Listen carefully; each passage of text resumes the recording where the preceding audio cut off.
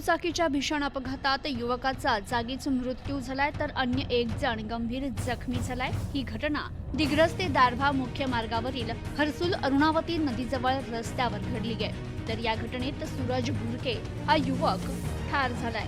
दिग्रस तालुक्यातील साखरा येथे रेल्वे काम करणाऱ्यांसाठी प्लांट आहे। रेल्वेच्या कामासाठी सूरज भुरके आणि विजय दिपके हे दोघेही मजूर सेंट्रिंग बसवण्याचं काम करत होते।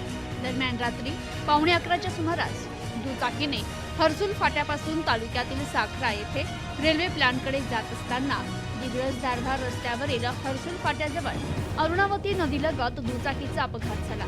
त्यात सूरज भुरके जागीच ठार झाला तर विजय दिपके गंभीर अवस्थेत नागरिकांना आढळला। तेथील नागरिकांनी या घटनेची तात्काळ माहिती 108 नंबरला दिली असता घटनास्थळी रुग्णवाहिका तात्काळ दाखल झाली। मृतक आणि जखमीला दिग्रस ग्रामीण रुग्णालयात नेण्यात आलं। दरम्यान जखमीवर प्राथमिक उपचार करून प्रकृती चिंताजनक असल्यानं यवतमाळ शासकीय रुग्णालयात उपचारासाठी हलवण्यात आलंय।